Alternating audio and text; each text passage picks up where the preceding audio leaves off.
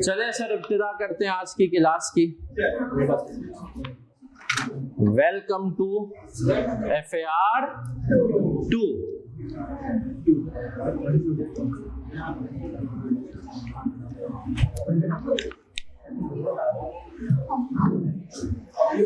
Sir FAR 2 का जो ये पेपर है, ये वन ऑफ दी मोस्ट, मैं कहूँगा टेक्निकल पेपर जरूर है, लेकिन इसको पास करना निस्बतन आसान है एज कंपेयर टू FAR 1, जो कि मैं हमेशा FAR 1 से भी ये कहता आया हूँ।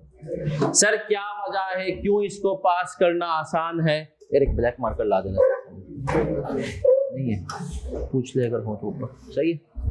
सर क्या वजह है, क्यों इसको पास करना आसान है, क्या वजह है, सब बातों पे मैं आऊंगा। सर सबसे पहले याद रखें कि ये पेपर मेरा इश्क है, सही है। FAR 2 वो पेपर था जिससे मैंने CA की टीचिंग शुरू की। CA की जब मैंने टीचिंग शुरू की तो मैंने सिर्फ FAR 2 जो है मतलब उससे शुरू की थी, फिर आहिस्ते आहिस्ते पेपर्स बढ़ते गए। सर FAR 2 से पहले क्विकली अपना थोड़ा सा बैकग्राउंड जिन लोगों को नहीं पता, जो नए चेहरे हैं, कुछ उनसे जो है मुखातिब होकर के सर क्वालिफाइड CA आर्टिकल्स मैंने की फर्ग्यूसन PwC से, इसके बाद के इलेक्ट्रिक में काम किया, उसके बाद यूनिलीवर में काम किया, और फिर उसके बाद एक जो है दूसरी एक लिस्टेड कंपनी में काम किया, लोर्ड्स लिमिटेड जिसका नाम था, और उसके बाद एक फर्म को ज्वाइन किया। अब वहां पर माशाल्लाह मैं पार्टनर के तौर पे भी सर्व कर रहा हूँ, और साथ साथ में टीचिंग चल रही है, प्रोफेशनल टीचिंग। CA की शुरू की 2015 में। जब सर मैंने CA की टीचिंग 2015 में शुरू की, उस टाइम पर तकरीबन आप ये समझें कि मैंने सिर्फ शुरू किया था 4 बच्चों से, फिर आहिस्ते आहिस्ते जो है वो बच्चे माशाल्लाह बढ़ते गए। और सर 2020 में कोरोना के पीरियड में, और उसके बाद वाली ऑटम 20 और स्प्रिंग 21 के अंदर माशाल्लाह 2 गोल्ड मेडल है। 2017-18 में मैंने FAR 1 पढ़ाना शुरू कर दिया था, और अल्हम्दुलिल्लाह कोशिश होती है कि रिजल्ट अच्छा है। और जितना अब तक मैं CA को समझ पाया हूँ मेरा बच्चा, कि CA क्या है, किस तरीके से चल रहा है, उसके अंदर क्या क्या चीजें हैं, तो मैं सिर्फ एक बात कहूंगा कि sir CA is a name of smart study. Sir याद रखें, अगर आप स्मार्ट स्टडी करना सीख गए तो आपने CA को कर लिया। CA में मैं खुद फेल हुआ, मैं खुद अल्हम्दुलिल्लाह फेल हुआ। कुल मिला के मेरे 3 पेपर्स रुके पूरे CA की जर्नी में, कंपनी लॉ, BFD और ऑडिट। कंपनी लॉ और BFD CA फाइनल का वो एक दफा में निकला, और ऑडिट जो है वो 4थी दफा में निकला। सही है, CA फाइनल का ऑडिट कौन सी दफा में निकला? तो घबराने की बात नहीं है सर, फेल सब हो जाते हैं, कोई मसले की बात नहीं है। सर स्मार्ट स्टडी से क्या मतलब है, देखें आप जो आगे जाएंगे आपको चीजें समझ में आएंगी। स्मार्ट स्टडी मैं आपको बताऊंगा आगे जाके क्या है, लेकिन उससे पहले CA में जो खास तौर पे FAR 2 है, उसके अंदर बच्चा क्यों फेल होता है उसके रीजन जान लेते हैं। पहला रीजन होता है लैक ऑफ कॉन्सेप्ट्स। सर ये बात आप याद रखें, रीजंस फॉर फेलियर को अगर मैं यूं लिखूं कि रीजंस फॉर फेलियर क्या है, तो पहला रीजन है लैक ऑफ कॉन्सेप्ट्स। बच्चे के पास सर कॉन्सेप्ट ही पूरे नहीं होते, बच्चा कॉन्सेप्ट्स के अंदर ही स्ट्रगल कर रहा होता है। और सर वो जो कॉन्सेप्ट्स का मसला क्यों होता है, क्योंकि सर बच्चा स्टडी टेक्स्ट को रेफर नहीं करता है, बच्चा प्रॉपर ISS को नहीं रेफर करता है, कॉन्सेप्ट का मसला होता है, कराई नहीं जाती, एक भी कॉन्सेप्ट छूटा और आई के अपने उसके ऊपर सवाल। छोटी सी एग्जांपल देता हूँ, पिछली दफा एक चीज ऐसी थी जो अल्हम्दुलिल्लाह स्टडी टेक्स्ट में थी, हमने कवर कर ली, बहुत सारे बच्चे जो नहीं देख के स्टडी टेक्स्ट नहीं कर पाए, वो था आपका डेफर्ड टैक्स का आपने नाम सुना होगा, उसमें है कंसोलिडेशन के साथ, एसोसिएट के साथ उसका इम्पैक्ट, और वो चीज नॉर्मली कोई नहीं कराता। स्टडी टेक्स्ट में थी, एक पैराग्राफ दिया हुआ था, करा दी, और अल्हम्दुलिल्लाह वो पेपर में आ गई। तो हमने कहा सर कॉन्सेप्ट्स पूरे इंशाल्लाह आपको मिलेंगे। दूसरी चीज जो है वो होती है लैक ऑफ, सर बच्चा जो है वो प्रैक्टिस सही से नहीं करता, लैक ऑफ प्रैक्टिस। सर बच्चा जब पेपर में बैठता है प्रैक्टिस नहीं होती। बहुत सारे बच्चों के मैसेजेस आते हैं, सर मैंने एक भी मॉक नहीं दिया, मैंने मिड नहीं दिया, आप बताएं मैं क्या करूं। तो सर फिर वहां पर बच्चे के लिए मसाइल होते हैं, लैक ऑफ कॉन्सेप्ट्स और लैक ऑफ प्रैक्टिस। लेकिन कोशिश मेरी पूरी होगी, इस दफा एक टीए भी शुरू में आप लोगों के साथ ग्रुप पे ही होगा, जिससे जो कि आपकी क्यूरीज का जवाब मेरे साथ साथ देगा। उसके अलावा वो हर क्विज चेक करेगा, क्विज वो अभी कुछ बना रहा है। बुक कंपाइल अल्हम्दुलिल्लाह तकरीबन हो गई है, वो आपको शायद आज से 2 हफ्ते के बाद बुक भी मिलेगी मेरी, जिसके अंदर डिफरेंट हमारे कॉन्सेप्ट्स होंगे। Sir lack of concept, lack of practice और बुक के साथ एक चीज कह रहा हूं, जिन बच्चों ने मुझसे FAR 1 पढ़ा हुआ है, सर एक समरीज जो मैं देता हूं 1 पेजर, उस समरी के साथ अब आपका जो भी कॉन्सेप्ट होगा ना, जैसे स्कोप है, उसके साथ उसका MCQ नंबर डाला हुआ होगा, जिससे आपको पता चल जाए, या उसका क्वेश्चन नंबर कि यार अगर इस स्कोप की मुझे प्रैक्टिस करनी है तो ये सवाल है और ये क्वेश्चन नंबर है। Lack of concept, lack of practice. और तीसरी चीज जो मैं हमेशा कहता हूं, सर जो पढ़ने वाला बच्चा यहां पर फेल होता है, टाइम एंड प्रेशर मैनेजमेंट। बच्चे को कोई ये नहीं बताता कि भाई तुझे पेपर में NPO वाला सवाल पहले नहीं करना, भाई तुझे पेपर में कैश फ्लो को पहले हाथ, अगर तूने ये NPO वाला सवाल पहले किया, कैश फ्लो को हाथ लगाया, तो फिर हमने कहा मसला हो सकता है। ठीक है सर, तो ये सब चीजें क्लास में हम देखते हैं, मॉक हो मिड हो, बच्चे नहीं आते। क्यों नहीं आते सर?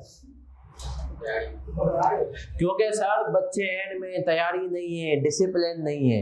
ये सब चीजें सर क्लास में सीखनी है। और अल्टीमेटली स्मार्ट स्टडी जो मैं हमेशा कहता हूं, यकीन मानो जिस बच्चे ने स्मार्ट स्टडी को, मैं जानता हूं, कुछ एग्जांपल्स कोट करता हूं फिर आऊंगा उस चीजों की तरफ।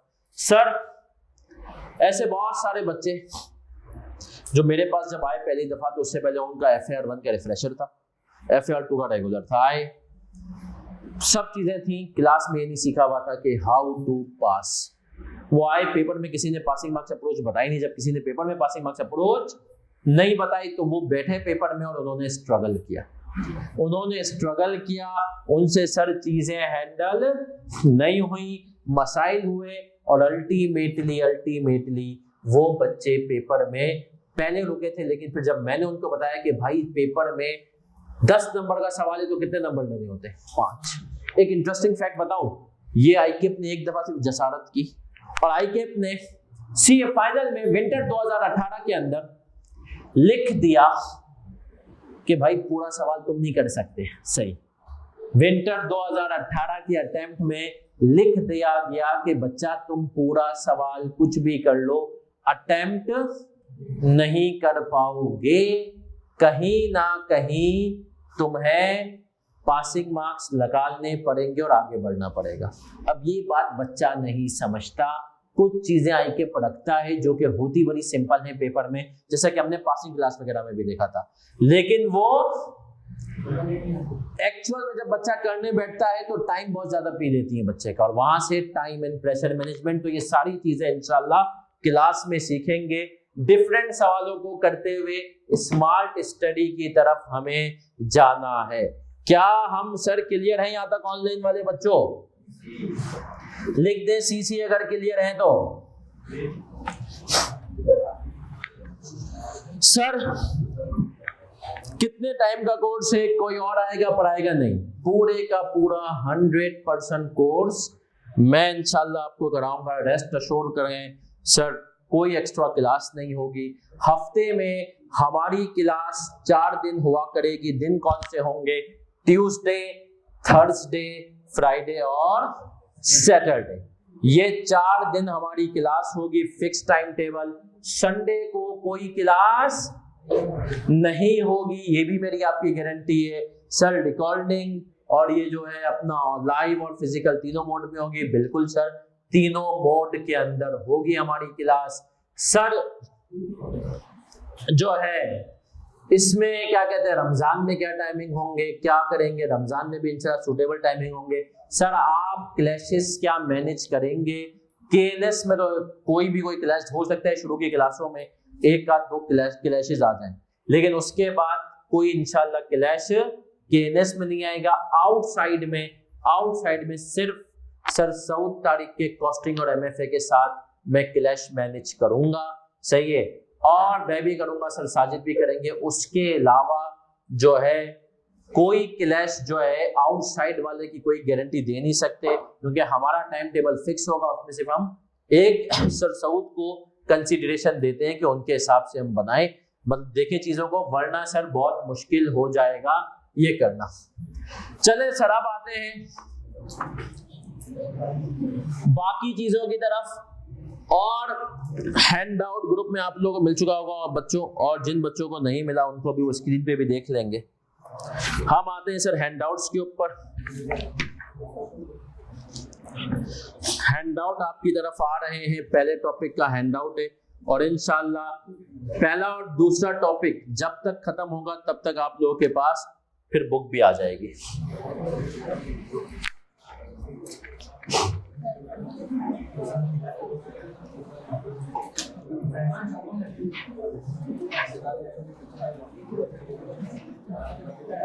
ऑनलाइन वाले बच्चों आपको भी मैं हैंड आउट शो कर रहा हूं।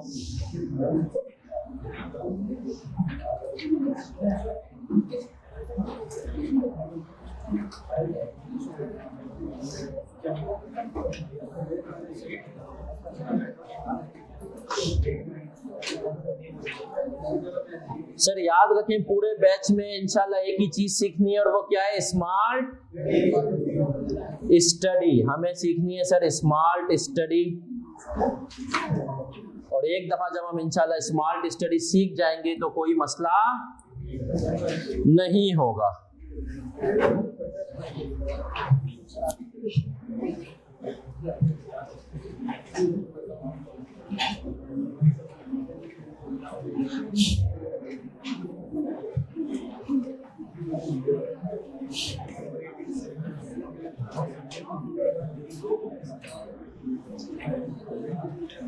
ऑनलाइन वाले बच्चों मुझे ग्रुप में बताएं, आपको हैंड आउट मिल चुके हैं?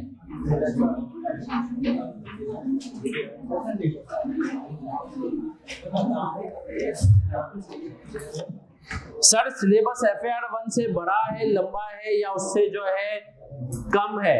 तो सर देखें, FAR 1 के मुकाबले में मैं कहूंगा टॉपिक वाइज तो सर सिलेबस आपको थोड़ा सा ज्यादा लगे। कुछ टॉपिक्स में गहराई भी बहुत है, बट मेरा मानना है कि FAR 1 में कुछ टॉपिक जैसे होते हैं आप एंड तक परेशान रहे, NPO की क्या होगा, कैसे करेंगे ये वो। यहाँ पर इंशाल्लाह आपको कोई टॉपिक जो है मसला नहीं करेगा। यहाँ पर जो है सर टॉपिक्स में गहराइयां कुछ जरूर हैं, लेकिन मैंने कहा ना कि हम किस अप्रोच से जाएंगे? Passing marks approach, smart study, वो इंशाल्लाह जो है आपको जरूर पास करा देगी। चले सर, सबसे पहले मैं चाहूंगा कि हम ग्रिड पे आ जाएं। अभी जो आप लोगों को हैंड आउट मिला है फिजिकल वाले बच्चों, इसमें बिल्कुल आखिरी पेज पे आएंगे।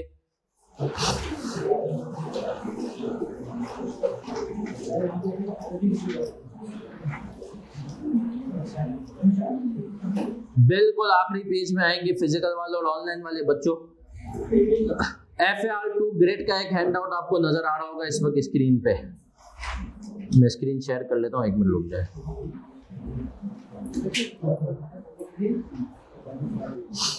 बेटा बुक मेरी अपनी होगी, साथ आ जाए। चले सर, सबसे पहले आते हैं अभी ग्रेड के हिसाब से आप लोगों को मैं सिर्फ, हालांकि अभी बहुत सारे टॉपिक्स का आपको अंदाजा नहीं है, लेकिन सिर्फ ग्रेड इसलिए जरूरी है, पहली क्लास में दिखाता हूँ, फिर आपको बताया आखिरी क्लास में हम देखते हैं इसको, जिन बच्चों ने पढ़ा हुआ है। सर क्यों जरूरी है? इसलिए जरूरी है कि ये ग्रेड इंशाल्लाह आपकी हेल्प करेगी पेपर के दिन तक। सर इसके अंदर हमने कहा सबसे पहले आ रहा है फाइनल अकाउंट्स और कंसोलिडेशन। डेशन, इन दोनों के अलग से मार्क्स हैं 25 से। अब आपको कुछ पुराने आपके दोस्त सीनियर वगैरह मिलेंगे, वो कहेंगे कि भाई कोई एक आता है पेपर में, दोनों तो आ ही, उनको कहना है नहीं, ऐसा नहीं है। पेपर के अंदर दोनों भी अब आ सकते हैं और आएंगे, पिछली दफा आया है। कंसोलिडेशन और फाइनल अकाउंट्स मिल के और हर अटेम्प्ट में आएंगे। इनकी ग्रेड कितने की है? 25 से 35। मतलब ये दो टॉपिक अगर आपने अच्छे से कर लिए तो मिनिमम 25 मार्क्स आपके कवर हैं। कुल मिला के 14-15 टॉपिक में से 2 टॉपिक, ये सब स्मार्ट स्टडी के लिए मेरा बता देंगे। जब स्मार्ट स्टडी हम करते हैं ना तो उसके लिए बड़ा वो हो जाता है। फिर आगे आऊंगा, IFRS 9 financial instruments, लीजेस, IAS 38 intangible assets और IAS 41 बायोलॉजिकल एसेट, ये 4 टॉपिक। अब देखिए स्मार्टली पता हो कि सर अगर देखिए ये जो 2 ग्रेड्स है ना, पहली वाली A और B, 6 टॉपिक में से तुम्हारे कम से कम 50, मिनिमम 50 है और ऑन एवरेज इसके ऊपर 60 मार्क्स आएंगे 6 टॉपिक में से। सही है सर। इसके अंदर IFRS नहीं लीजेस और आखिरी जो ग्रेड है उस ग्रेड को अगर आप गौर से देखेंगे मेरा बच्चा, उस ग्रेड के अंदर हमारे पास कुल मिला के 7 टॉपिक हैं और उसमें 35 से 45 मार्क्स उसने डाले हुए हैं। और सर ये जो 7 टॉपिक है इनके अंदर वेरिएबिलिटी बहुत होती है, इनके अंदर गैस करना मुश्किल होता है कब कौन सा पूछेगा कौन सा नहीं। लेकिन ऊपर के 6 में से मैं आपको आज पहली क्लास में बता दूं कौन से 4 लाजमी पेपर में होंगे, नोट कर लें। Final accounts, consolidation, IFRS 9 financial instrument और लीजेस, ये 4 पेपर के अंदर आपको लाजमी मेरा बच्चा ये मिलेंगे आपको 40 से 45 नंबर के मिनिमम, ये 4 टॉपिक आपको मिलेंगे। सही है, हो सकता है इससे ज्यादा भी हो, लेकिन ये 4 टॉपिक पहली उसमें जैसे मानना पड़ा ना FAR1 में रेशियोज लाजमी था, आया भी सवाल भी, इसी तरीके से यहाँ पर भी सर ये 4 टॉपिक पेपर का मिनिमम 45 नंबर आपको देकर जाते हैं, मिनिमम, इससे ज्यादा भी हो सकते हैं। तो सर ये है। अच्छा सर हमारी सीक्वेंस क्या होगी पढ़ने की? सही है सर। सर हमारी सीक्वेंस पढ़ने की मेरा बच्चा यही होगी कि हम कोशिश करेंगे जैसे कि मैं आप लोगों को शुरू में वो टॉपिक करवाऊं जो आपको एंड में रिवाइज करना आसान हो। बहुत ज्यादा जो हैवी टॉपिक हैं उनके ऊपर हम कब आए? सेशन के एंड में, नहीं कहीं मिड में या उसके मतलब आफ्टर रमजान। लेकिन शुरू के भी जो टॉपिक है ये भी इंपॉर्टेंट है, लेकिन ये वो टॉपिक है जिसके अंदर आपको अपनी एफर्ट्स घर से अभी कम करनी है। चीजें इंशाल्लाह ऐसी होंगी क्लास में, वैसे भी पता है मैं सर सारी चीजें इंशाल्लाह क्लास में। इस दफा एक नई चीज मैंने की है, जो बुक बन रही है उसके अंदर FAR1 में देखा कुछ बच्चों ने कुछ सवाल मैंने इधर उधर से लिए थे ICW वगैरह से। इस दफा हर टॉपिक में इंशाल्लाह उसके सवाल डाल रहे हैं ताकि आप लोगों को अंदाजा हो कि दूसरी एग्जामिनेशन बॉडीज जो हैं वो क्या कर रही हैं और किस तरीके से कर रही हैं। चलें सर इब्तिदा करते हैं और इब्तिदा करते हुए हम आएंगे IFRS 8 की तरफ। उससे पहले अगर किसी का ऑनलाइन फिजिकल में से कोई सवाल है, ऑनलाइन में भी माशाल्लाह काफी बच्चा बैठा हुआ है, तो ऑनलाइन वाले बच्चों अगर कोई सवाल है किसी का तो आप लोग पूछ सकते हैं। फिजिकल वालों आप लोग भी बताएं कोई सवाल कोर्स से रिलेटेड, क्या होगा कैसे होगा। सर कॉम्बिनेशन के सवाल, कॉस्टिंग, कंपनी लॉ वगैरह, ये सर क्लास कितने आवर्स की होगी? मेरी कोशिश है इस दफा कुछ मैंने जैसा करूं कि क्लासें हमारी जो मेजॉरिटी निकलेंगे, क्योंकि अब असर इस बैच में थोड़ा लेट हो गई है 5:30 पौने 6, तो कोशिश ये होगी कि ब्रेक जो है ना आए, तो तकरीबन आप समझे इंशाल्लाह 2 से 2.5 घंटे की वाली क्लास होगी और फिर असर पे हम ऑफ कर दिया करेंगे। ठीक है सर, ताकि आप उजाले में चले भी जाएं। और बाकी जो मैंने कहा कि मेरी कमिटमेंट्स हैं दूसरे टीचर्स के साथ के जो 6 बजे अगर क्लास शुरू करें तो उससे पहले भी आपका वो हो जाए। सही है सर। सर पहली क्लास में सवाल आया है, सिलेबस कब खत्म होगा? मेरे ख्याल में हमने FAR 1 का मेरा वाला एक फेब को खत्म कर दिया था ना। कोशिश मेरी यही होगी कि मेरा बच्चा, मैं आप लोगों के जो पेपर अगर सितंबर में है तो कोशिश होगी जुलाई के एंड में, बट ये जो बैच होता है इसके अंदर क्योंकि छुट्टियां बहुत आती हैं तो कोशिश होगी अगस्त के फर्स्ट वीक में इंशाल्लाह सिलेबस एंड हो जाए। सही है, और यकीनन इंशाल्लाह अल्लाह के हुक्म से हो भी जाएगा। ओपन बुक के ऊपर कर दे सर, तुम लोगों का FAR 2 सुन ले, ओपन बुक कुछ बच्चे FAR 1 में भी आ गया और लोग बहुत परेशान हैं। ओपन बुक भाई, ओपन बुक से पता है सिर्फ एक फर्क होता है, ओपन बुक के आने के बाद जो बिल्कुल थ्योरी के अगर कोई छपाई वाला सवाल आना होता है ना, वो नहीं आता। FAR 1 में किसी जमाने में आ गया कि IFRS 15 के बता दो भाई परफॉर्मेंस ऑब्लिगेशन का क्या क्राइटेरिया है, ये वो, अब वो सवाल नहीं आएंगे क्योंकि उसको पता है बच्चा छाप लेगा। बाकी ओपन बुक से पेपर में क्या, मैं आपको बता दूं माशाल्लाह 2 गोल्ड मेडल आए इसी तरीके से आपकी तरह क्लास में बैठने वाले बच्चों के। और आप यकीन माने मेरा बच्चा, आप यकीन माने दोनों ने पेपर में बुक नहीं खोली। रीजन मीन क्या है सर, जिस तरीके से मेरे बच्चों को अंदाजा है मैं पढ़ाता हूँ, हमारे दिमाग में जो IAS की प्रोविजन होंगी हम बार बार जब क्लास में रिपीट करते हैं तो आपके दिमाग में होगी, तो आपको MCQs भी आसान से हो जाएंगे। वो ओपन बुक आपको काम आ सकता है MCQs में, पहला। दूसरा आपको ओपन बुक काम आ सकता है कि कहीं आपको कोई थ्योरी वगैरह के सवाल आ जाए। डिस्क्लोजर का यहाँ पे कोई ऐसा मसला नहीं, उसका एक हैंडआउट में दे देता हूँ। बाकी सर हमें ओपन बुक कहीं काम नहीं आएगा सर, नहीं, आपको ओपन बुक काम, ओपन बुक होता है कि MCQs में मदद मिल जाए, लेकिन ओपन बुक का आपको पता है सबसे बड़ा नुकसान क्या है? टाइम वेस्ट होता है। टाइम वेस्ट होता है। ओपन बुक FAR 2 हमारे टाइम से था, FAR 1 अभी हुआ है, तो टाइम वेस्ट होता है। तो मेरी रिक्वेस्ट है कि टाइम वेस्ट करने से पहले तो जो है FAR 2 तो सर सदियों से था, हमारे टाइम से था, यकीन माने बुक का। CA में एक पेपर है BFD, सर BFD का जो पेपर है वो सदियों से ओपन बुक है। कब से? जब से CA। लेकिन आप यकीन माने सर वो फिर बीच में ICAP ने ये कर दिया, किसी जमाने में तो ICAP ने इतनी इजाजत दी हुई थी कि भाई तू क्लास का जो रजिस्टर होता है ना वो पेपर में ला और पास करके बता। ICAP का लेवल चेक कर रहे हो, क्लास का रजिस्टर लेकर आ और पास। बच्चे फिर भी पास नहीं कर पाते थे। फिर ICAP ने कहा बच्चे पास तो नहीं करते, लेकिन वापसी में जाते हुए हैंड आउट यहाँ गिरे हुए, पर्चे यहाँ गिरे हुए।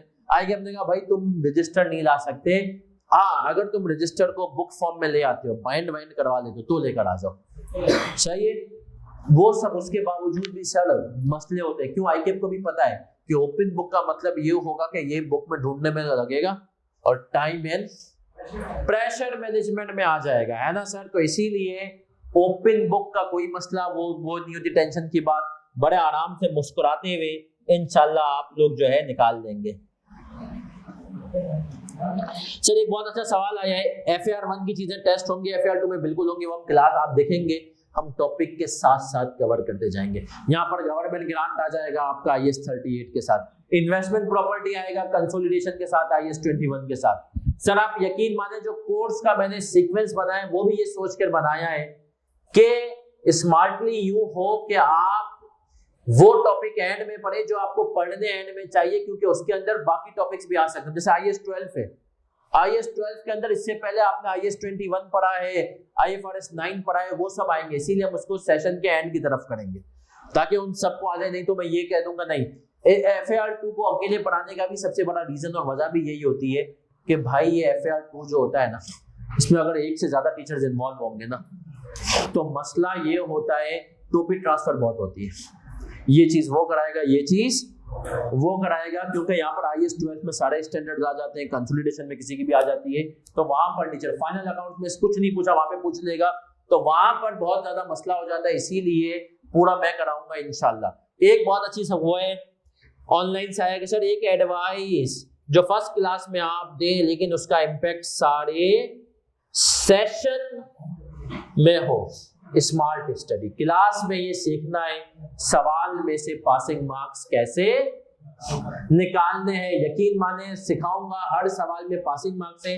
दूसरी इंपॉर्टेंट चीज कॉन्सेप्ट। जी बेटा। सर आखिरी अशरे में क्लास तो नहीं होगी, एतिकाफ में। देखे दीन मांगता है कुर्बानी।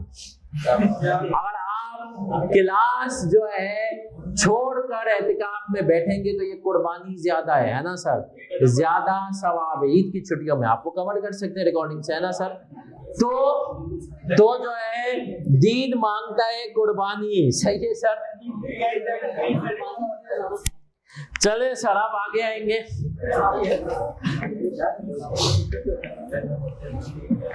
और आगे आते हुए हम अपना पहला टॉपिक शुरू कर रहे हैं। आज का ही बिल्कुल स्टार्ट है, मतलब ये थोड़ी इंतजार है, रमजान वाला बैच है मेरा बच्चा। IFRS 8 operating segments. सर सबसे पहले जैसे आपका इस दुनिया में आने का एक मकसद है, क्या मकसद है आपका? हाँ भाई क्या मकसद है आपका? क्यों आए हो इस दुनिया में? सर अक्षर फैलाने, इस्लाम फैलाने, है ना सर। आप आए बेसिकली, जो कुरान में अल्लाह ने कहा ना इबादत के लिए पैदा किया गया है ना सर, कुछ दुनिया में इंप्रेशन छोड़ के जाएं, है ना सर। तो ये मकसद हो, ऐसे ही आए और ऐसे ही ना चले जाए, सही सर। कुछ ना कुछ अपना हिस्सा डालकर जाएं। इसी तरीके से मेरा बच्चा, जब एक मकसद आपका है तो एक मकसद इस IFRS 8 का भी है। पहले मैं आपको समझाऊंगा, ये बात सबको क्लियर है IAS और IFRS में क्या फर्क होता है। IAS क्या होता है और IFRS? सर पहले IAS होते थे इंटरनेशनल अकाउंटिंग स्टैंडर्ड, फिर इनको लगाया और हम तो डिस्क्लोजर भी सिखा रहे हैं भाई। तो इंटरनेशनल फाइनेंशियल रिपोर्टिंग स्टैंडर्ड्स के नाम से हो गए IFRS। अब सबकी तवज्जो इधर नौजवानों, मकसद हयात जब आपका आ गया है सामने तो अब इसको देख भी लेते हैं ना सर। सर क्या मकसद है, ये बहुत जरूरी है। आप सपोज करें आप हैं यूनिलीवर के शेयर होल्डर। सर मेरी ज्यादातर एग्जांपल यूनिलीवर के गिर्द घूमेंगी, क्योंकि वहां पे जब मैंने 2-2.25 साल लगाया, और शायद आप कहें सबसे लर्निंग वाइज मेरा अच्छा experience after PwC Ferguson Unilever में था, सही है। अब सर आप हैं यूनिलीवर के शेयर होल्डर, आप हैं यूनिलीवर के शेयर होल्डर, और अब आपने कुछ डिसीजन मेकिंग के काम करने हैं, कुछ डिफरेंट काम करने हैं। तो जब आप यूनिलीवर के शेयर होल्डर हैं तो यूनिलीवर का टोटल बिजनेस कितने सेगमेंट्स में? नहीं सर 4। एक घर का ख्याल, होम केयर, एक अपना ख्याल पर्सनल केयर। अपनों का ख्याल बड़े इसी में आएगा ना, सही है सर। सर एक है फूड्स और एक है रिफ्रेशमेंट्स। यूनिलीवर के कितने सेगमेंट्स? 4, सही है सर। होम केयर, यूनिलीवर के होम केयर के प्रोडक्ट्स खवातीन कौन से होंगे? लक्ष्य से क्या अलमारियां धोता है?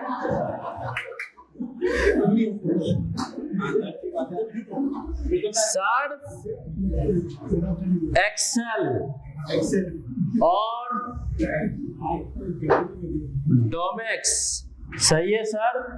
ये हार्पिक का कॉम्पिटिटर है, सही है sir. Surf Excel, Domex. Personal care, तुम्हारी जो है पर्सनल केयर,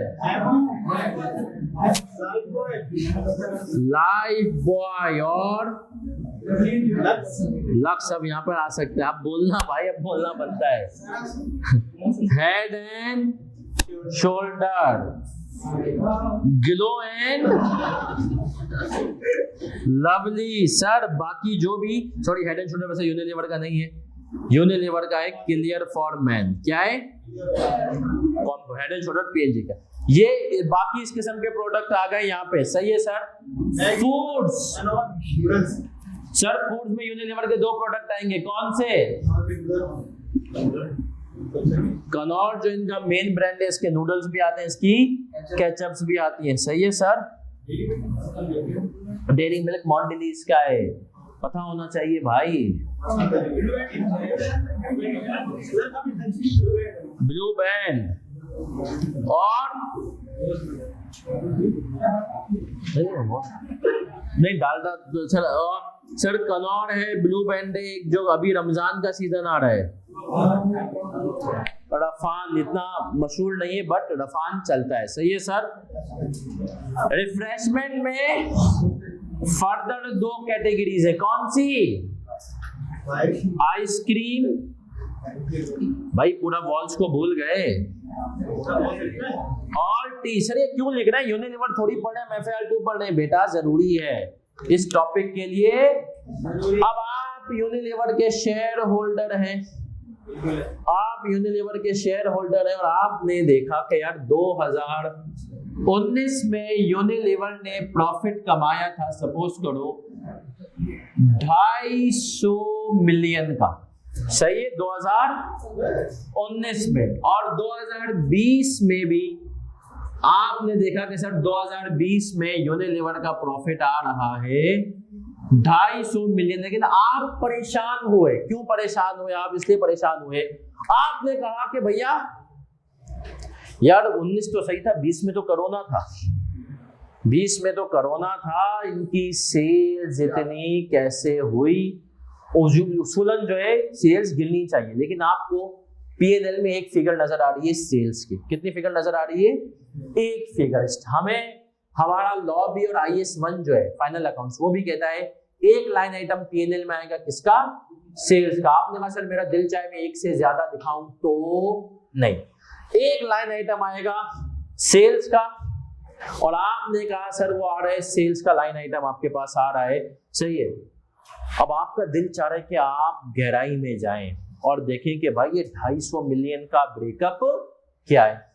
आप गहराई में गए, और जब गहराई में जाने के बाद आपने देखा कि 250 मिलियन का ब्रेकअप क्या है, तो आपको पता चला, क्या पता चला?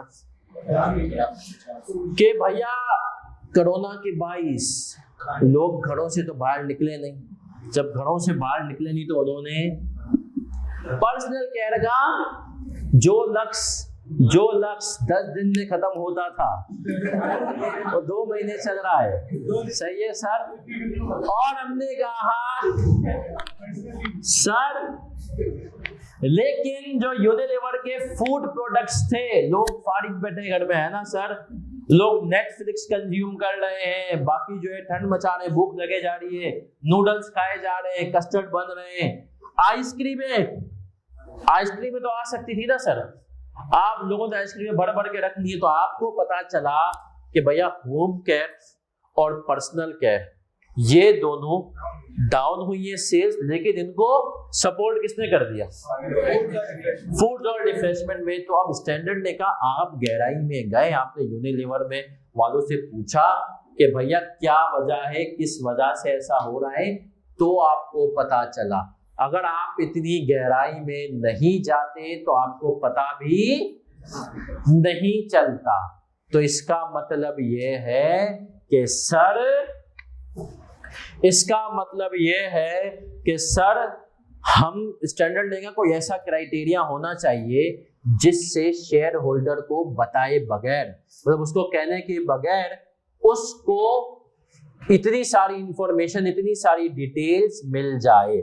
शेयर होल्डर के कहने के बगैर अगर उसको इंफॉर्मेशन और उसको डिटेल्स मिल रही है तो इसका मतलब क्या है सर? इसका मतलब ये है कि कोई ऐसा स्टैंडर्ड होना चाहिए जो कंपनी को बाउंड करे कि ये डिटेल्स दो। तो अब हमारे पास फिर क्या आ गया? कौन सा स्टैंडर्ड? IFRS से उसने कहा यूनिलीवर कुछ कंडीशंस है, कुछ कंडीशंस है, और अगर वो तुम्हारी कंपनी पे फिट बैठ रही हैं तो तुम पे फर्ज है। Sir scope definitions, threshold, wild card entry 75%, all disclosure. फिर हम आए Unilever share holders, home care, personal care, foods और रिफ्रेशमेंट, सही है सर। अब सर सुनिएगा सब, सबसे पहले जैसे हर स्टैंडर्ड का स्कोप, मैंने आपको मकसद बता दिया कि ये स्टैंडर्ड सिखाएगा कि भैया यूनिलीवर कब तुम्हें सेल्स की एक फिगर दिखानी है और कब तुम्हें तोड़ तोड़ कर हर सेगमेंट की अलग इंफॉर्मेशन बतानी है। तो सबसे पहले आते हैं सर इसके स्कोप के ऊपर आ जाए। क्या है इसका स्कोप?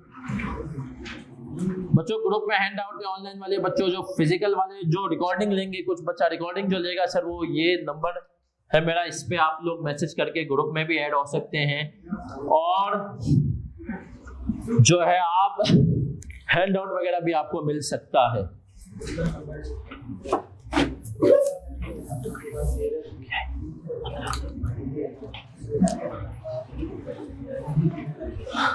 करता हूं बाद में।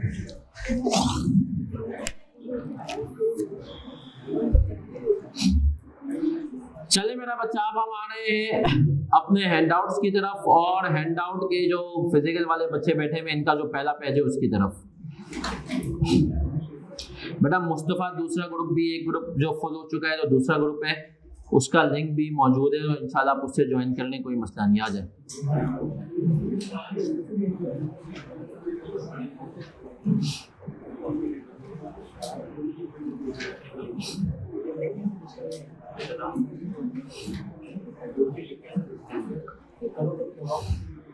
चले सर आ जाए। अब सबसे पहले हम आ रहे हैं स्कोप पे। सबको समरी के अंदर स्कोप नजर आ रहा है सर? हर स्टैंडर्ड की 1 पेजर समरी देंगे तकरीबन, हर एक की, कुछ की नहीं दूंगा। किन की नहीं देंगे? जो आपके सिलेबस में आधे अधूरे हैं, पूरे नहीं हैं, उनकी समरी नहीं मिलेगी। जैसे कि IAS 12 है और कंसोलिडेशन है तकरीबन, बाकी सबकी सर उनकी समरी नहीं मिलेगी। तो क्या से करेंगे? उनके आपको बाकायदा मतलब हैंड रिटन नोट्स वगैरह बाकी चीजें मिलेंगी, लेकिन उनकी समरी बुक के अंदर होगी। उनकी समरी क्यों नहीं? क्योंकि आप गुमराह हो सकते हैं ना सर, क्योंकि वो पूरे का पूरा आपके कोर्स में, उसमें एक कॉन्सेप्ट की आधी बात आपके कोर्स में और एक कॉन्सेप्ट की आधी बात आपके कोर्स में नहीं है। अब आता हूं स्कोप पे आते हैं। सर स्कोप का मतलब क्या है? What do we mean by scope? Scope का मतलब क्या होता है? ये स्टैंडर्ड कहां अप्लाई होगा, कहां अप्लाई। अब स्कोप में पहला पॉइंट आ रहा है, IFRS 8 applies to the annual and interim financial statement. सबकी तवज्जो इधर sir. Annual and interim, interim का जो वर्ड है, इंटरिम का जो वर्ड है, एनुअल तो समझ में आता है सालाना है ना सर, इंटरिम का मतलब क्या होता है? सर याद रखें, इंटरिम की जब हम बात करते हैं, इंटरिम फाइनेंशियल स्टेटमेंट्स, तो उसके अंदर जब हम बात करते हैं तो क्या होगा सर? सर उसके अंदर कुल मिला के हमारे पास 3 फाइनेंशियल स्टेटमेंट्स आते हैं। पहला होता है फर्स्ट क्वार्टर। पाकिस्तान में लिस्टेड कंपनी के लिए फर्ज है कि वो हर क्वार्टर के अकाउंट्स पब्लिश करेगी। फर्स्ट क्वार्टर, हाफ ईयर और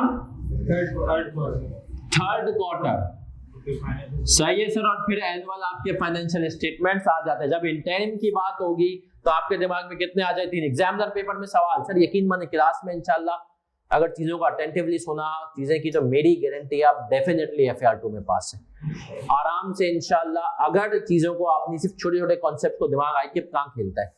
ICAP लिखेगा कि थर्ड क्वार्टर फाइनेंशियल स्टेटमेंट्स में क्या ऑपरेटिंग सेगमेंट्स को अप्लाई करना जरूरी है या नहीं है? तो यस, इंटरिम के अंदर थर्ड क्वार्टर भी कवर्ड है। तो हमने कहा फर्स्ट क्वार्टर, हाफ ईयर और थर्ड क्वार्टर। क्या हम क्लियर है सर? फिर आगे बढ़ूंगा। इसने कहा IFRS 8 applies to the annual and interim financial statements of the entity.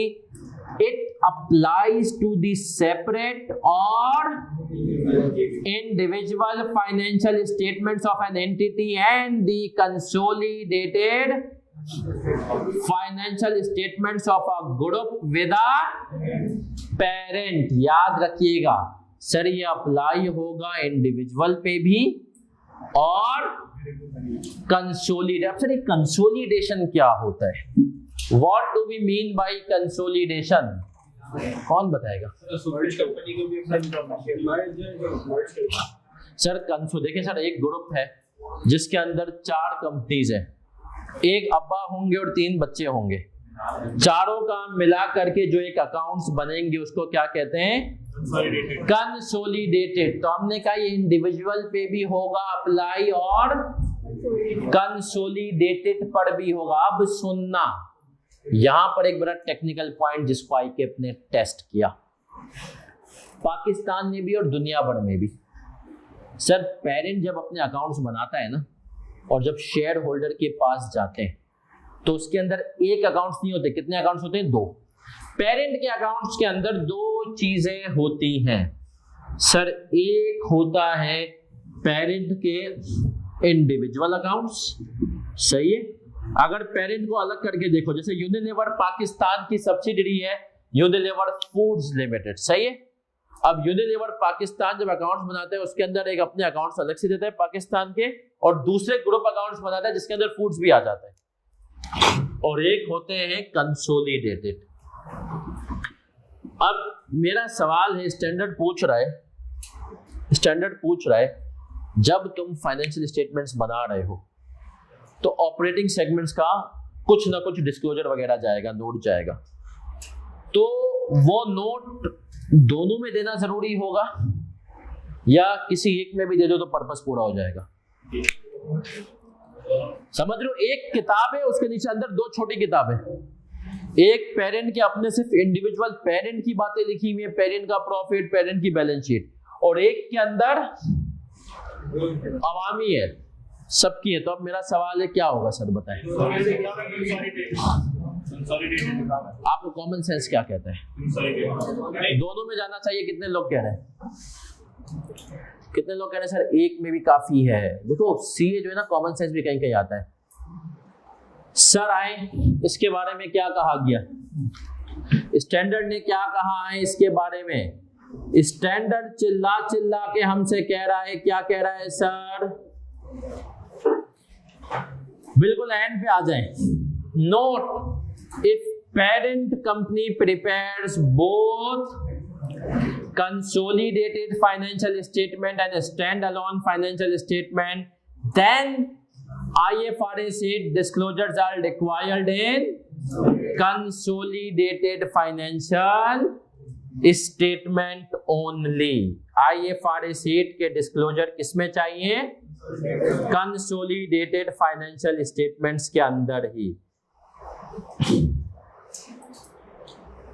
चले सर अब आ जाए, मैं चाहूंगा पेज, आखिरी पेज पे आ जाए इस हैंडआउट के, पेज नंबर 15। मतलब जो फिजिकल वाले बच्चों के पास है, पेज नंबरिंग नहीं है तो आप कर ले सेकंड लास्ट पेज। जो सेकंड लास्ट पेज है उस पे आप लोग आ जाएंगे मेरा बच्चा। पास पेपर का एक एमसीक्यू नजर आ रहा है, मार्च 2020 आ रहा है नजर? पढ़ते हैं। सर कह रहा है according to IFRS if a financial report contains both consolidated financial statements of a parent as well as parent separate financial statement, segment information is required only in the consolidated financial statements। अब आप लोग अपनी आसानी के लिए क्या करें, ये जो हैंडआउट है इसके अंदर लिख लें, जो ये वाली बात लिखी है ना नीचे, इसके आगे यहाँ पर आप लोग लिख लें मार्च 20 में ये सवाल, इसका कॉन्सेप्ट टेस्ट हुआ हुआ है। सही है सर? मार्च, ये जो पेज नंबर समरी वाला है, पेज नंबर 2 आपका जो हैंडआउट है, सही है? इसके अंदर आपने लिखना है कि इसका कॉन्सेप्ट कब टेस्ट हुआ है? मार्च 20 में एग्जामिनर भैया ये पूछ चुके हैं। तो सर अब तक हमने स्कोप में क्या पर, अब देख रहे हैं स्कोप में कितनी गहराई है। कह रहा है कि ये अप्लाई होगा एनुअल पे भी और इंटरिम पे भी। हमने कहा ठीक है। फिर इसने कहा ये स्टैंड उस पे कंसोलिडेटेड अगर है और इंडिविजुअल एक ही साथ हैं तो सिर्फ कंसोलिडेटेड में इसको अप्लाई करना, और लेकिन कह रहा है किसके ऊपर, किस तरह की company? Financial statement of an entity and the consolidated statement of a group with a parent whose debt or equity instruments are traded in a public market, वो जिनके डेट और equity traded in public market, इसके आगे लिख लो bracket में listed company. कौन सी company? Listed company. Listed company sir कौन सी होती है? जिसके शेयर सिक्योरिटीज स्टॉक एक्सचेंज में ट्रेड होते हो, और अगर वो ना हो तो that files or is in the process of filing the financial statements with the Securities Commission or other regulatory organization for the purpose of issuing any class of instrument in a public, जिसने अपने आप को register करवा दिया है वो हो गई लिस्टेड। जिसने अभी रजिस्टर नहीं करवाया सर, अभी अप्लाई कर चुके हैं, याद रखें जो स्टॉक एक्सचेंज में शेयर नहीं, मैंने आज कंपनी ने कहा हम शेयर बेचते हैं और कल बेचना शुरू, नहीं। क्या होता है सर इसमें? इसके अंदर सर पूरा प्रॉपर जो है एक टाइम पीरियड लगता है, प्रोसीजर। पहले आप स्टॉक एक्सचेंज को अप्लाई करते हो, वो अप्रूवल देता है, फिर आप एसएससीबी के पास जाते हो, एसएससीबी अप्रूवल देता है, फिर आप फिर से स्टॉक एक्सचेंज के पास जाते हो, इसके बाद आप रोड शोज करते हो। रोड शोज क्या होता है सर? शार्क टैंक इंडिया देखा है ना सर? तो आप इन्वेस्टर्स के पास, बड़े बड़े इन्वेस्टर्स के पास जाते हो, बोलते हो भाई हम आ रहे हैं स्टॉक एक्सचेंज में, ये वो, तुम हमारे शेयर चाहो तो खरीद लेना। अब नॉर्मल जो एक उससे पहले एक प्रोसीजर होता है आईपीओ से पहले बुक बिल्डिंग का, जिसमें बड़े बड़े खिलाड़ी आते हैं और वो शेयर्स खरीदते हैं, छोटे मोटे नहीं, 500 वाले नहीं, उसके अंदर आते हैं जो कि हजारों में हो, 50,000 60,000 शेयर जिसको खरीदने हो, सही है, या जिसके अंदर कम से कम मालिक होती है 10 लाख के शेयर्स खरीदने आपको, वो आते हैं। अब इस सब में सर टाइम लग जाता है, लेकिन जिसने कहा बेशक टाइम लग जाए, अगर तुम वो कंपनी बन गए हो जो अभी लिस्ट नहीं हो, लिस्ट होने वाली हो, तो भी तुम्हें IFRS 8 को फॉलो करना है। अब अगर मैं इसके स्कोप को समराइज करूं ना, ये अप्लाई होगा लिस्टेड कंपनीज और companies about to be list को, लिस्टेड के ऊपर उनके एनुअल और इंटरिम फाइनेंशियल स्टेटमेंट्स के ऊपर। सर इसका मतलब है कि अगर एक कंपनी पब्लिक अनलिस्टेड है, क्या उसके ऊपर IFRS 8 अप्लाई होगा? एक कंपनी प्राइवेट लिमिटेड है, उसके ऊपर अप्लाई होगा? नो सर, ये सिर्फ किसके ऊपर अप्लाई होगा? लिस्टेड और अबाउट टू बी। ये जो दूसरा पॉइंट है ना कि whose are is in the process of, उसके आगे लिख ले अबाउट टू बी लिस्ट, इसका मतलब है ये सबके ऊपर अप्लाई नहीं होगा। क्या मैं क्लियर हूं? सही है सर कि ये किसके ऊपर अप्लाई होगा? लिस्टेड और अबाउट टू बी लिस्ट, उनके एनुअल पे भी होगा और इंटरिम पे भी। और इसमें शरारती बात क्या है? शरारती बात ये कि अगर कंसोलिडेटेड और सेपरेट दोनों साथ पब्लिश हो रहे हैं तो सिर्फ कंसोलिडेटेड में अप्लाई कर दो, इसको सेपरेट में करने की जरूरत नहीं है। सर ये इसका स्कोप हो गया, सही है सर। अब आजकल आईके एक ट्रेंड करने लगा है कि बताओ इनमें से कौन सी स्टेटमेंट ट्रू या फॉल्स है, तो अब यहां पर लिख सकता है कि IFRS 8 applies to all type of companies, तो इसका जवाब ट्रू है या फॉल्स? फॉल्स, सही है सर। तो स्कोप अगर हमारा कवर हो गया मेरा बच्चा, तो अब हम आगे बढ़ेंगे, सही है सर। ऑनलाइन वाले बच्चों क्या आप लोग हमारे साथ हैं? रिक्वेस्ट है मेरा बच्चा Q&A में ना डालें, चैट में अगर आप लोग डालेंगे सवालात तो मुझे जो है जवाब देने में आसानी होगी। हाय फौरन से ब्रेक ना।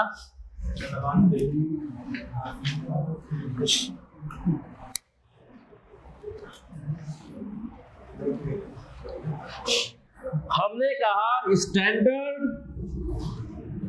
तुमने ये तो बता दिया कि भाई अप्लाई किस पे होगा, है ना? ये तो बताओ कि ये जो लिखा हुआ है ऑपरेटिंग सेगमेंट का मतलब क्या है? ऑपरेटिंग सेगमेंट का मतलब क्या है? ऑपरेटिंग सेगमेंट का मतलब क्या है? स्टैंडर्ड ने कहा कि भैया operating segment, Mohammed Salman about to be list हुआ मेरा बच्चा, तो उसके ऊपर अप्लाई हो गया ये स्टैंडर्ड, सही है सर? ऑपरेटिंग सेगमेंट का मतलब क्या है? इसने कहा 3 कंडीशन होनी चाहिए ऑपरेटिंग सेगमेंट में। कितनी?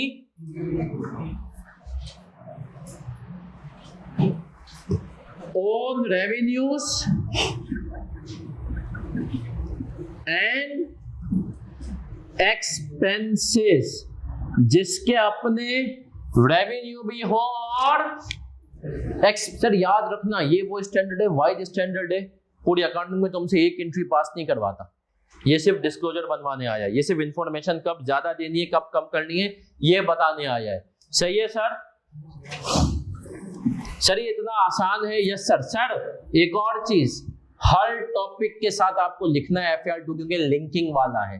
हर टॉपिक के साथ लिखना है कि किसके साथ मिलकर आ सकता है, इसके साथ लिखो can be combined with final accounts, इसके ऊपर ही लिख लो can be combined with, Aamir बेटा 5:45 बजे तक क्लास है, can be combined with final accounts. भैया ये टॉपिक जो है फाइनल अकाउंट्स के साथ कंबाइन, सर क्या फाइनल अकाउंट्स के अलावा किसी और के साथ नहीं आ सकता लग करके? ये नहीं सर, इसका किसी और के साथ बनता नहीं है, तो ये फाइनल अकाउंट्स के साथ आ सकता है। अब आए सर, इसने कहा ऑपरेटिंग सेगमेंट की कितनी कंडीशन है? 3। तीनों में से एक भी बात नहीं हुई तो ऑपरेटिंग सेगमेंट, पहली कंडीशन क्या है? ऑन रेवेन्यूज एंड, जिसके अपने रेवेन्यू भी हो और अपने एक्सपेंसेस भी हो। सर अगर अपने रेवेन्यू अपने एक्सपेंसेस नहीं हुए तो क्या मैं उसको ऑपरेटिंग सेगमेंट नहीं कहूंगा? नहीं सर। अब ओन रेवेन्यूज और एक्सपेंसेस को जरा समझाएं एग्जांपल देके, कब ऐसा होगा कि किसी सेगमेंट के रेवेन्यूज ना। अब सर सुनना, यहां पर जब वर्ड सेगमेंट यूज करते हैं ना तो सेगमेंट का मतलब डिफरेंट, एक सेगमेंट का मतलब डिपार्टमेंट भी हो सकता है, एक डिपार्टमेंट को भी आप एक सेगमेंट कह सकते हैं, इसका मतलब बिजनेस लाइन भी हो सकती है। अब सर सुनना, मैं अगर आपके सामने एक फाइनेंस डिपार्टमेंट का स्ट्रक्चर खड़ा करूं, एक बड़ी कंपनी में फाइनेंस डिपार्टमेंट के अंदर क्या क्या चीजें होंगी बताएं जी? क्या होगा? चोरी नहीं, फाइनेंस डिपार्टमेंट में क्या क्या चीजें होती हैं? हमने कहा सर एक होता है रिपोर्टिंग एंड अकाउंटिंग। फाइनेंस की जब फिर एक रिपोर्टिंग एंड अकाउंटिंग आता है, दूसरा आ जाता है टैक्सेशन एंड कंप्लायंस, तीसरा आ जाता है यूजुअली कॉस्ट का डिपार्टमेंट अलग से होता है, इंटरनल ऑडिट कॉस्टिंग अलग होता है, तीसरा आता है ट्रेजरी। क्या आता है सर? ट्रेजरी।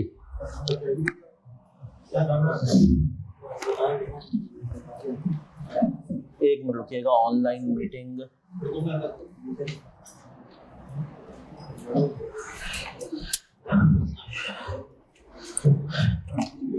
एक मिनट रुकिएगा। ताहिर पहली क्लास में मसाइल, यार ताहिर को जल्दी बुलाओ, उसको बोल मीटिंग बंद हो गई, जल्दी बुला, भागते हुए बुलाओ।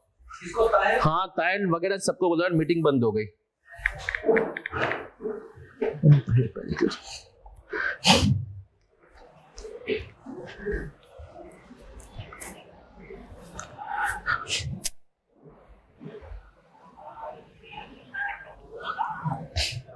शायद मीटिंग की रिकॉर्डिंग बंद हो गई, मतलब मीटिंग जूम ने आउट कर दिया। क्यों? भागते हुए आओ, फौरन सबको लेके आओ, सबको लेके, चेक नहीं, भागते हुए आओ भाई। क्यों?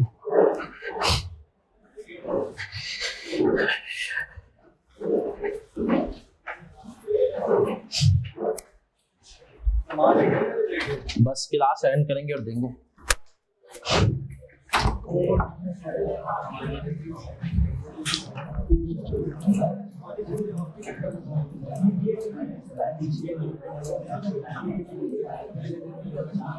जी बच्चों आवाज आ रही है?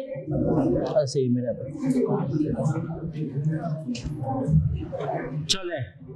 चले सर, अब सुनिएगा सर, ऑन रेवेन्यूज हो और ऑन एक्सपेंसेस हो, on revenues and on expenses. अब मैं था सर फाइनेंस के 3, reporting and accounting, taxation and compliance and treasury. अब सुनना सर, इसमें से जो ना रिपोर्टिंग वालों की सिर्फ सैलरीज होती हैं, और ये इनका काम क्या होता है? फाइनेंशियल स्टेटमेंट्स बनाना और पब्लिश करना। चल गया वो, सही है सर। दूसरा काम taxation and compliance, taxation and compliance, इनका काम क्या होता है? Tax return. इनकी भी सिर्फ क्या होती है? सैलरीज। अब आता हूं ट्रेजरी। सर ट्रेजरी क्या काम करता है? कौन बताएगा? ऑनलाइन वाले बच्चों आप में से बताएं, कौन बताएगा ट्रेजरी क्या काम करता है?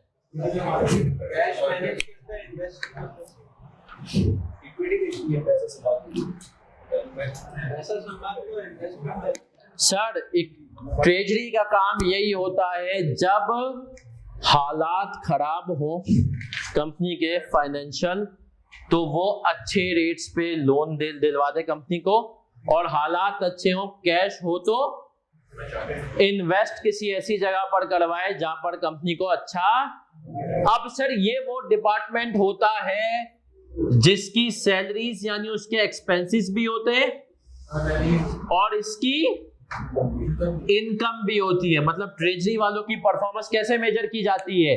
कंपनी के जो एक्स्ट्रा फंड्स थे उनको किस जगह लगाया, कितना रिटर्न उस पे आया, और इनके एक्सपेंसेस भी होते हैं, रेवेन्यू भी है और एक्सपेंसेस भी है। सर अगर रेवेन्यू भी है और एक्सपेंसेस भी हैं, ये दोनों है रेवेन्यू और एक्सपेंसेस, तो इसका मतलब क्या है? सर ये ऑपरेटिंग सेगमेंट की डेफिनेशन मीट कर रहा है, लेकिन क्या टैक्स वाला मीट कर रहा है?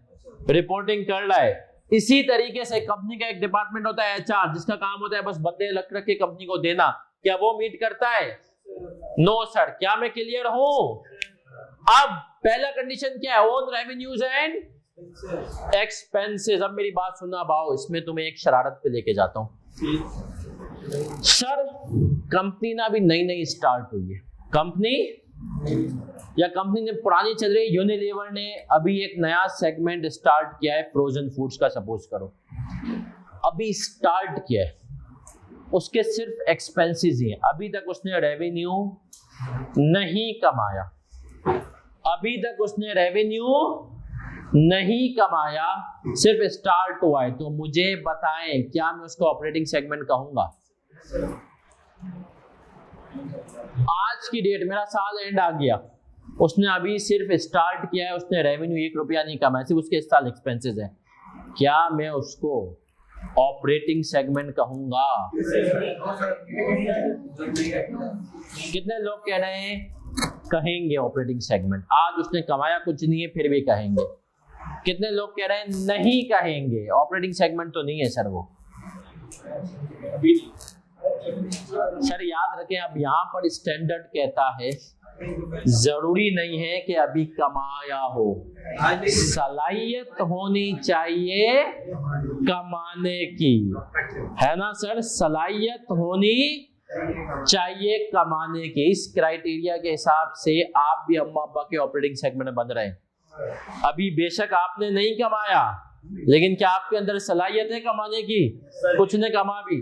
तो सर आए, अब यहाँ पर एक वर्ड बहुत इंपॉर्टेंट है सर, यहाँ पर एक वर्ड बहुत इंपॉर्टेंट है, ये अब हम समरी में से पढ़ रहे हैं और इस वर्ड को मैं चाहूंगा आप लोग अंडरलाइन भी करेंगे। सर ये कह रहा है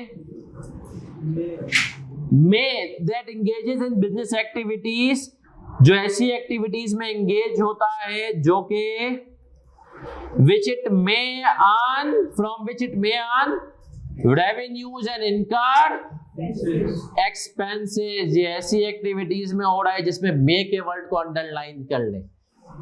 मे का मतलब ही ये है कि हो सकता है किसी साल नहीं कमाया हो।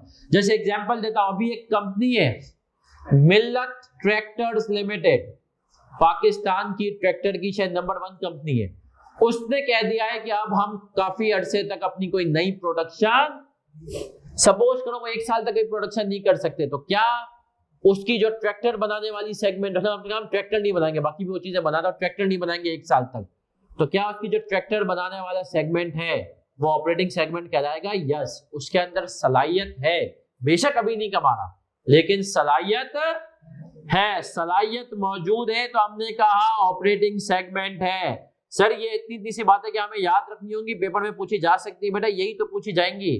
आईकेप को पता है कि ये कहां पर मसले करेंगे, तो हमने कहा वो पूछता है। सर जल्दी से आ जाए page number 10 of the hand out, जिसमें क्वेश्चन नंबर 3 एमसीक्यू वाला आ रहा है। जिसने पेज नंबर नंबरिंग नहीं की, क्वेश्चन नंबर 3 नजर आ रहा है आपको, MCQ, page number 10 of the hand out.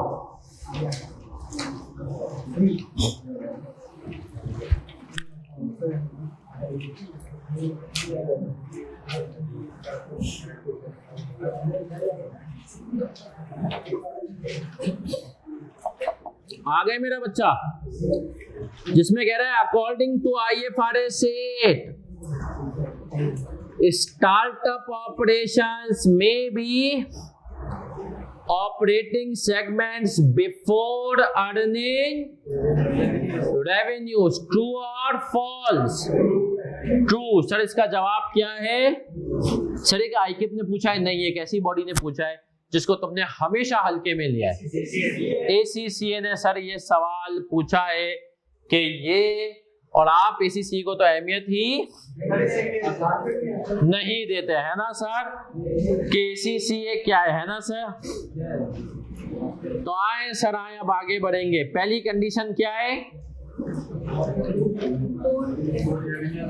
जिसके अपने रेवेन्यू भी हो, और सर इसके साथ लिख ले एबिलिटी टू अर्न, जरूरी है सर। जिसके अंदर देखिए सर, एक्सपेंसेस तो सभी के होते हैं ना, लेकिन जिसके सिर्फ एक्सपेंसेस हो और इनकम ना हो, वो हमने कहा सर सही चीज नहीं है, बाकी तो सर सब चीजें होती हैं। तो हमने कहा operating segment on revenues and expenses, ability to earn, ability to earn, इसका मतलब यही है कि सर जिसके अंदर ये सलाहियत हो के कमा सके। क्लियर है सर? अगला point, results are regularly reviewed by CODM, reviewed by इसने कहा भैया एक हमने पकड़ लिया डिपार्टमेंट ट्रेजरी, जिसके अंदर ये सलाहियत है, अपना कमा भी सकता है और खर्च भी उसका होता है। दूसरी बात ये देखो कि क्या उसके रिजल्ट्स रेगुलरली रिव्यू होते हैं, CODM क्या उसके रिजल्ट्स रेगुलरली देखता है? तो सर आप बताएं CODM क्या होता है? ये तो कभी सुना ही नहीं सर हमने। अच्छा ये क्या काम क्या करता है याद? ऑपरेटिंग सेगमेंट नहीं सर, याद रखें एक बात हमेशा याद रखना, ये ऑपरेटिंग सेगमेंट जो है ना अकाउंटिंग टर्म है। पहले बिजनेस बनता है बोलते हैं अकाउंटिंग अकाउंटिंग होगी, तो ये तो नहीं है। CODM क्या होता है?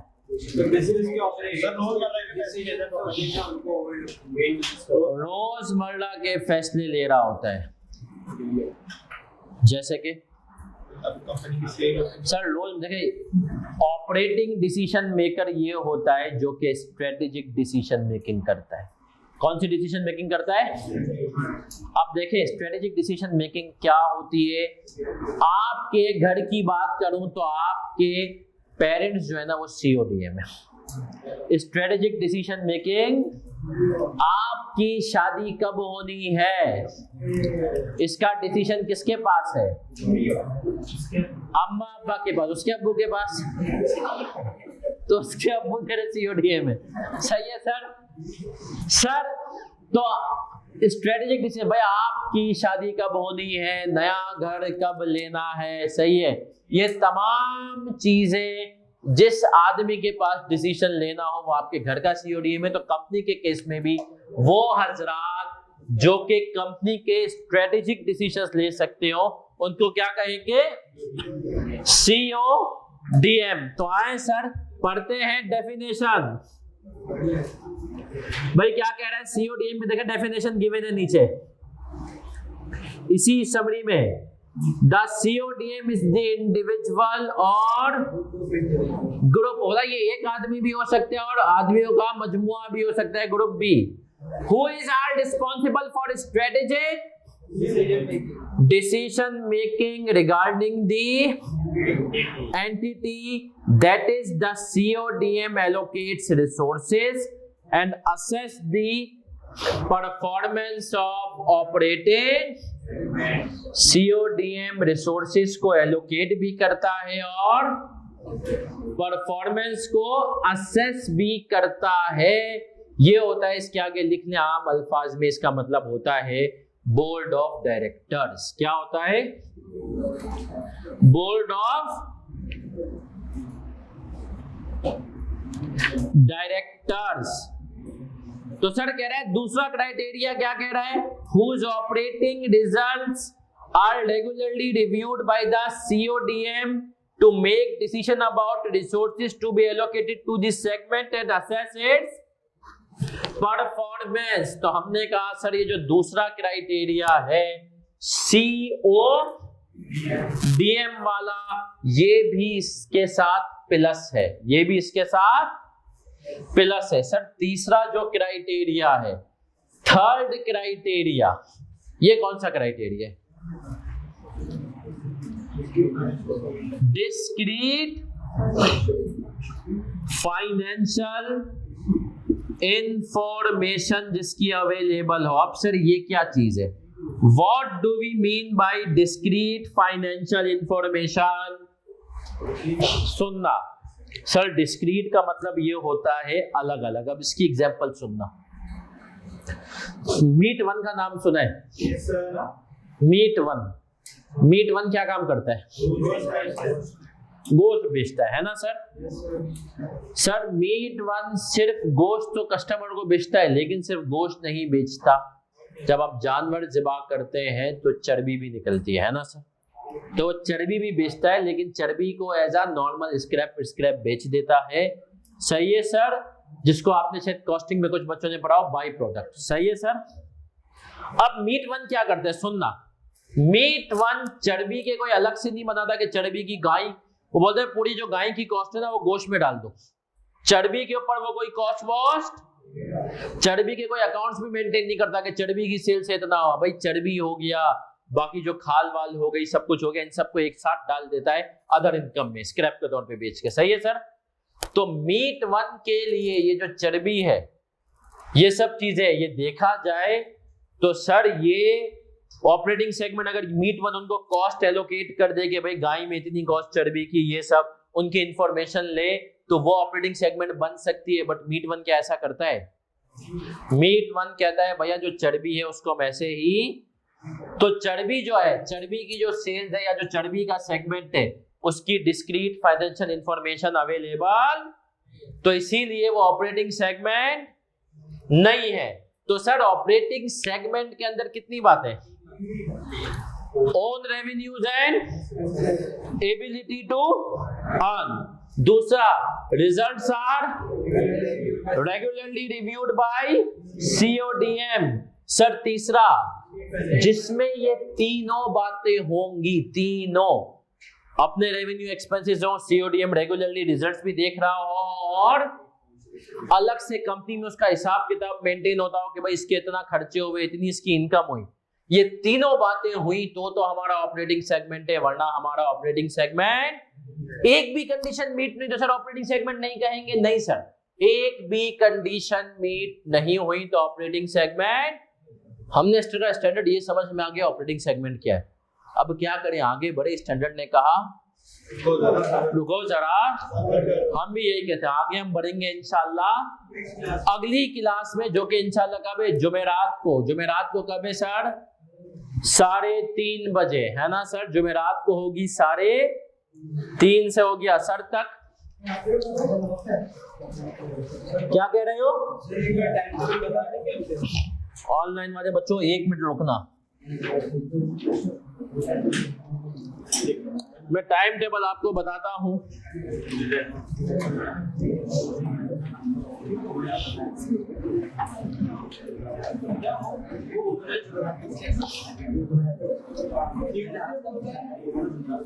जी बेटा स्क्रीन गई, उसको मैं देख रहा हूं, वेट कर 1 मिनट।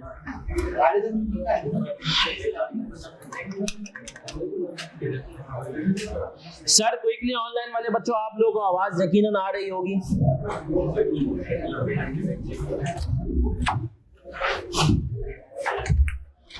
यार स्क्रीन गई, अहमद को बुला के आओ। सर अगली क्लास होगी इंशाल्लाह हफ्ते को, यहीं से कंटिन्यू करेंगे, लेकिन हफ्ते को तो नहीं, थर्सडे को। थर्सडे है, फ्राइडे है और सैटरडे। थर्सडे और फ्राइडे को क्या टाइम होगा सर? थर्सडे फ्राइडे को दोपहर का ही टाइम है। सैटरडे को या तो दोपहर का टाइम होगा या तो सुबह का टाइम होगा। थ्रू आउट द बैच हमारी यही 4 दिन क्लासें चलेंगी। ऑनलाइन वाले बच्चों आपको स्क्रीन नजर नहीं आ रही, लेकिन अभी आप लोगों को आवाज आएगी। तो हमने कहा सर हम आगे बढ़ेंगे और आगे बढ़ते हुए क्विकली रिवाइज करेंगे अब तक जो हमने पढ़ा है। क्या पढ़ा है अब तक हमने? Sir IFRS 8 operating segment. Operating segment क्या होता है सर? लेकिन उससे पहले पढ़ा स्कोप। स्कोप लिस्टेड कंपनी, ये लिस्टेड कंपनीज पे अप्लाई होगा और companies about to be list. दूसरी चीज जिसकी डिस्क्रीट फाइनेंशियल स्टेटमेंट्स अवेलेबल हो, और नहीं सर पहले तो अभी लिस्टेड और अबाउट टू बी लिस्ट पे, एनुअल पे भी और इंटरिम पे भी होगा। और हमने कहा सर प्राइवेट पे, पब्लिक लिस्टेड पे नहीं होगा। सर अगर कंसोलिडेटेड और इंडिविजुअल दोनों आ रही है तो किस पे अप्लाई होगा? सिर्फ और सिर्फ कंसोलिडेटेड पे, इंडिविजुअल पे अप्लाई नहीं होगा। सर फिर आगे बढ़े, हमने कहा भैया ऑपरेटिंग सेगमेंट क्या होता है? इसने कहा जिसके अंदर 3 बातें हो। पहली बात अपना रेवेन्यू और एक्सपेंसेस हो, अपनी कमाई की भी हो और खर्च करने की भी सलाहियत हो। खर्च करने की जो होती है कमाने की नहीं होती, लेकिन हो तो कर सकते हैं, जरूर नहीं अभी कमा रहा हो। जैसे कि मैंने बताया स्टार्टअप ऑपरेशंस, अभी कमाना शुरू नहीं किया लेकिन फ्यूचर में कर सकते हैं। दूसरी, results are regularly reviewed by CODM। CODM अहमियत देखता हो, बोर्ड उसके रिजल्ट्स को देखता हो, ऐसे नहीं कि चल भाई जाने दे जो भी देखा जाए, उसको देखता हो प्रॉपर। तीसरी चीज डिस्क्रीट फाइनेंशियल इंफॉर्मेशन, कंपनी भी उसके रिजल्ट्स को अलग से मेंटेन करती हो, पता हो कि भाई चर्बी के ऊपर इतनी कॉस्ट आ रही है, इतनी नहीं आ रही, पेट्रोल के में जो बाई प्रोडक्ट निकल रहा है उसकी कॉस्ट वगैरह भी सब कंपनी मेंटेन करे। नहीं करती तो फिर ये इसमें शामिल। तो सर मिलेंगे इंशाल्लाह जुमेरात को अगली क्लास में इंशाल्लाह।